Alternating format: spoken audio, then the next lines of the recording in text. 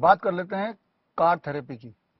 मान लो आप रास्ते में जा रहे हैं और आपके कोई को पैसेंजर, उसको बड़ी तेजी से हेडेक हो जाती है या माइग्रेन अटैक आ जाता है।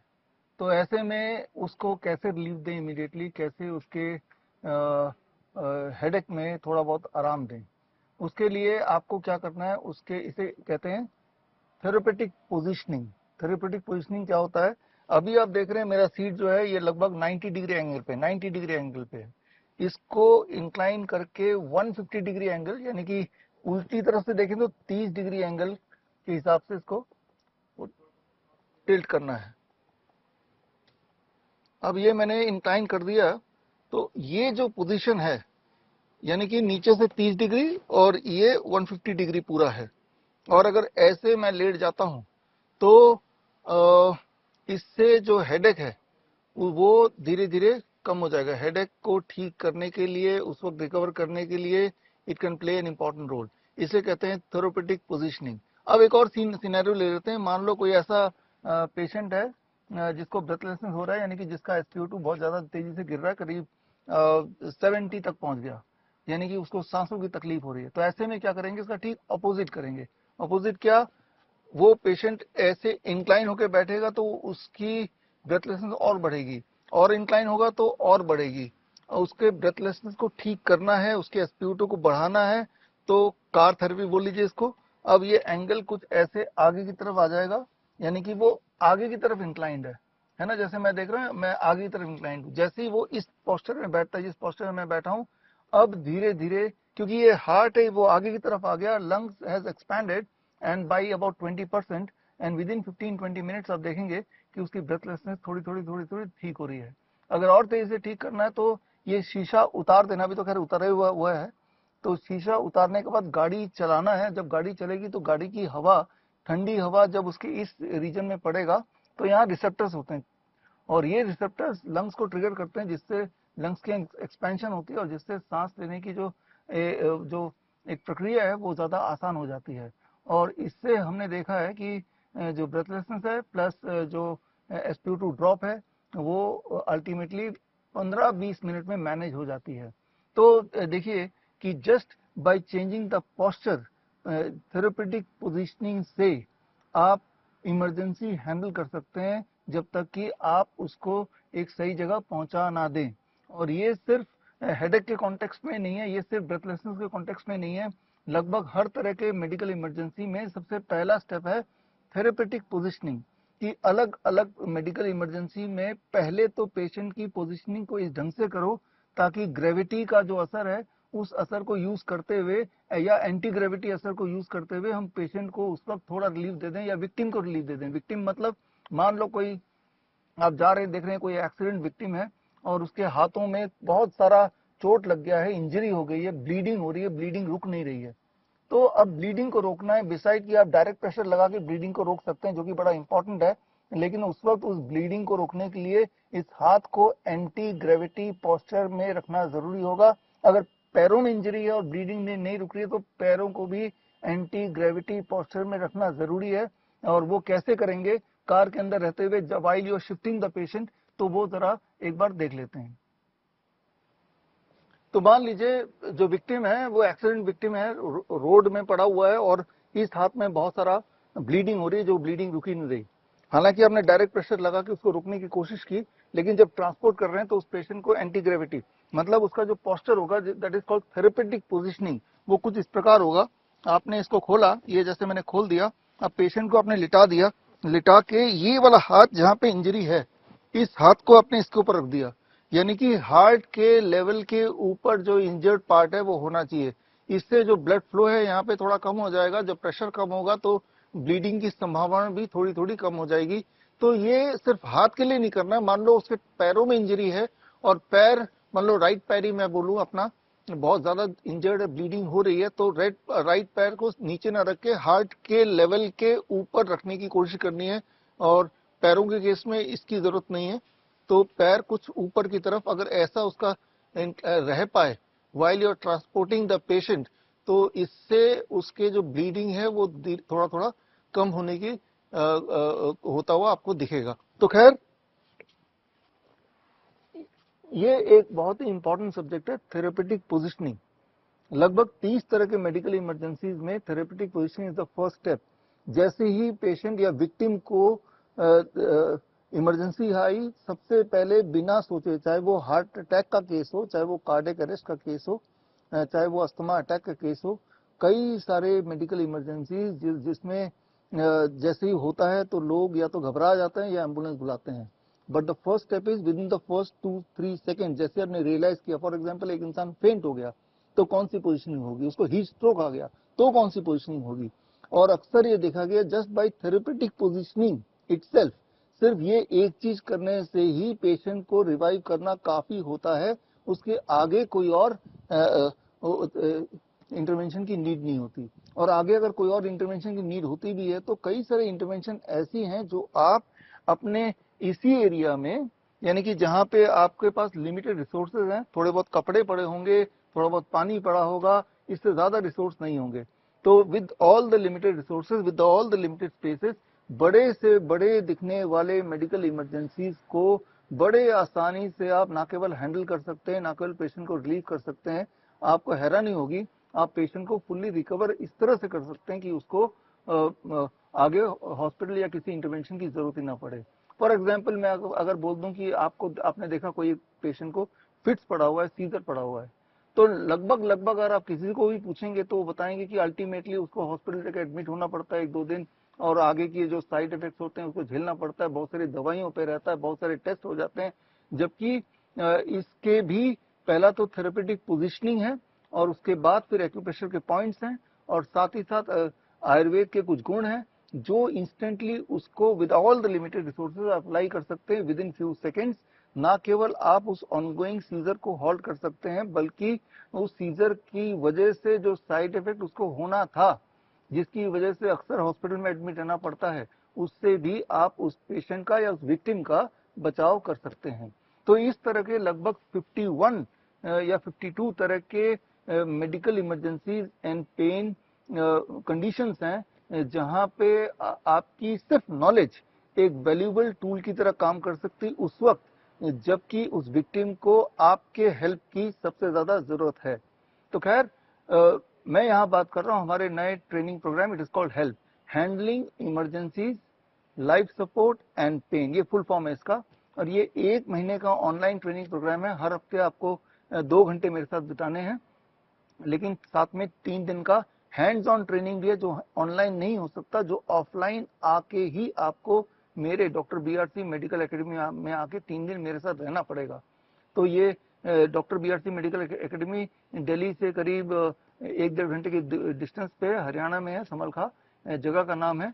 और आप देख रहे हैं विजुअल में कि एक बहुत ही नेचर से करीब जगह है, और यहाँ पे ना केवल 3 दिन की ट्रेनिंग करेंगे, बल्कि आप ये रियलाइज करेंगे अगर बाय द वे आपको डायबिटीज, बीपी, शुगर, कुछ और भी दिक्कतें हैं, तो इस 3 दिन के प्रोग्राम का साइड बेनिफिट ये है कि वहाँ पे जो डाइट हम देंगे, completely chemical free natural DIP diet customize to the participants. आप अपना डायबिटीज ठीक करने नहीं आ रहे हैं, दैट आई नो, आप इस ट्रेनिंग पे आ रहे हैं। जब ट्रेनिंग पे आ ही गए, आप हमारे कैंपस में हैं ही, तो आपको हम उस तरह का डाइट रखेंगे ताकि 3 दिन में एक ड्यूल एडवांटेज हो, ना केवल आपको हैंड्स ऑन ट्रेनिंग। और इन सारी स्थितियों में जहां पे मेडिकल इमरजेंसी आपको हैंडल करना है, और जहां पे आपको पेन मैनेजमेंट किसी को हैंडल करना है, और तब उसके लिए आपका जो प्रेजेंस ऑफ माइंड है, आपका जो कॉन्फिडेंस है, वो कैसे आएगा, जब आप हैंड्स ऑन ट्रेनिंग करेंगे। जिस प्रकार आप स्विमिंग की कितनी भी ऑनलाइन क्लास क्यों ना ले लें, अगर कभी एक्चुअली आपको स्विमिंग करना पड़े, पानी में कूदना पड़े, तो आपको कॉन्फिडेंस ही नहीं आएगा कि वो जो क्लास में मैंने थ्योरेटिकली लर्न किया था उससे मैं स्विम कर लूंगा, ना ही आप कर पाएंगे उसको। तो प्रैक्टिकली जिन्होंने स्विमिंग सीखा, स्विमिंग पूल में जाके वही जंप करके स्विमिंग कर सकता है जब जरूरत पड़े। ठीक उसी तरह से ये बात समझनी पड़ेगी। अक्सर कुछ दिनों से मैं देख रहा हूँ कई सारे इंक्वायरीज आ रही है कि मैं तो ऑनलाइन में आ जाऊंगा, लेकिन 3 दिन हैंड्स ऑन ट्रेनिंग में मैं आ नहीं सकता। तो आप ऐसा कीजिए, ऑनलाइन का जो मेरा बैच है वो 10 जुलाई से शुरू हो रहा है, और ये बैच ज्वाइन कर लीजिए। और ऑफलाइन तो हमारा मेडिकल एकेडमी में जब भी आपको समय मिले, जुलाई में या अगस्त में या सितंबर में, 3 दिन के लिए आप टाइम स्पेयर करके आइए और हैंड्स ऑन ट्रेनिंग लीजिए। हैंड्स ऑन ट्रेनिंग के छोटे बैच होते हैं, 20 से 25 लोगों का एक बैच होता है, इससे अधिक नहीं, क्योंकि उतनी कैपेसिटी और इतने बहुत लोगों को हम हैंड्स ऑन एक साथ दे भी नहीं सकते। क्योंकि वो 1 बाय 1 सिखाना पड़ता है। फॉर एग्जाम्पल सोच के देखिए कि एक छोटा बच्चा, छोटे बच्चे अनजाने में कोई कॉइन, जो भी चीज मिलता है मुंह में डालते हैं, और कॉइन अगर गले में अटक जाता है, अटक जाए गलती से, तो 4 से 6 मिनट के अंदर अगर वो कॉइन आपने निकाला नहीं, तो फिर वो बच्चा जिंदा नहीं बचेगा। अब आप सोच के देखिए इस सिनेरियो में कौन काम आएगा? वो इमरजेंसी में क्या वो एम्बुलेंस काम आएगा? क्या वो डॉक्टर काम आएगा? यहाँ आपकी प्रेजेंस ऑफ माइंड काम आएगा, यहाँ पे एंटी ग्रेविटी मेथड काम आएगा।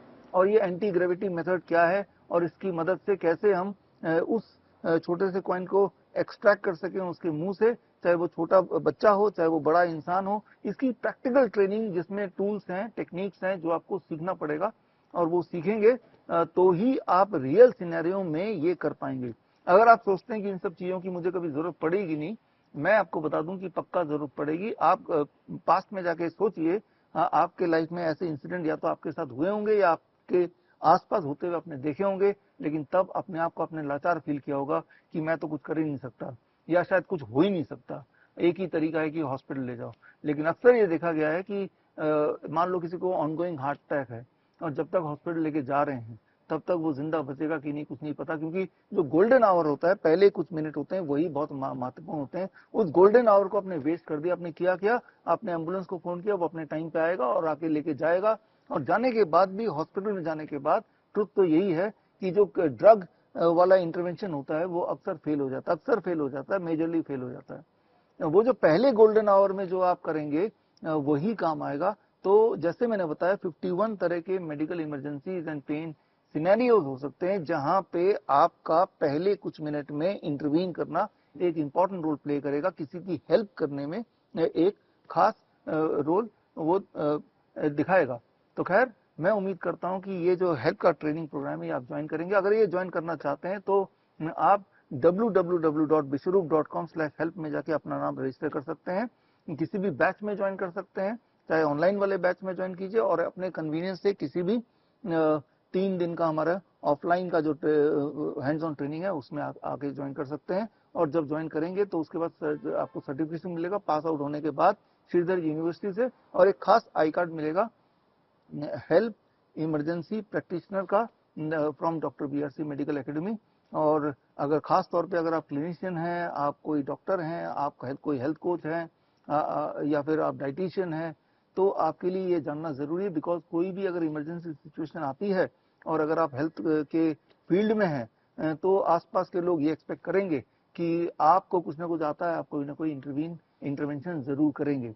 ऐसे वक्त में अगर आप भी उतने लाचार दिखेंगे जितने की बाकी सब लोग, तो ये आपके प्रोफेशन के लिए भी अच्छा नहीं है, वैसे भी ह्यूमैनिटी के लिए अच्छा नहीं है। तो जितनी तरह के इंटरवेंशन आपको पता है, जितनी तरह के एजुकेशन आपको पता है, चाहे वो मैथ्स हो चाहे फिजिक्स हो, मुझे लगता है कि हमारे जीवन में सबसे इंपॉर्टेंट है इंसान की जिंदगी बचाना, इंसान की हेल्प तब करना जब उसको आपकी हेल्प की सबसे ज्यादा जरूरत है। तो अभी मैंने आपको 4 सिनेरियोज बताए, चाहे वो हेडेक का पेन का सिनेरियो हो, चाहे वो ब्रेथलेसनेस का सिनेरियो हो, चाहे वो हाथ की इंजरी हो, चाहे वो पैर की इंजरी हो, ब्लीडिंग की सिनेरियो हो। और ये छोटी सी नॉलेज है कि भाई हार्ट के लेवल के ऊपर रखने से क्या होता है। सिमिलरली हार्ट के लोकेशन के हिसाब से अलग अलग मेडिकल सिनेरियोज में हम अपने बॉडी को जब पोजिशनिंग करते हैं, जिसे थेरेपेटिक पोजिशनिंग कहते हैं मेडिकल भाषा में, तो उस इंसान के सरवाइव करने के, रिवाइव करने के चांसेस और बढ़ जाते हैं, और उसके जो सिम्टम्स हैं, जो उसके डिस्कम्फर्ट्स हैं, इमीडिएटली वो ठीक होने लगते हैं। तो खैर, इसी तरह के आप देखेंगे कई सारे इंटरवेंशन हैं। Step 1 therapeutic positioning, step 2 pressure points, step 3 Ayurveda panchakarma, step 4 फिर उसके आगे और कोई अगर फिजिकल थेरेपीज हैं उसको इन्वॉल्व करना। और आप देखेंगे जब ये चारों स्टेप करेंगे, 1 बाय 1 करेंगे, तो कुछ मिनट के अंदर पेशेंट रिवाइव होके, अक्सर तो देखा हमने, वो खड़ा भी हो जाता है, नॉर्मल भी हो जाता है। क्योंकि अचानक हुई बात, जैसे सीजर अचानक हो गया, हार्ट अटैक या एंजाइना पेन अचानक हो गया, या स्ट्रोक किसी पेशेंट को आ गया और स्ट्रोक से वो पैरालाइज हो गया आपके आंखों के सामने। अब जितना डिले करेंगे उतना उस पेशेंट का जो डैमेज हुआ है वो डैमेज उतना इरिवर्सिबल होता चला जाएगा।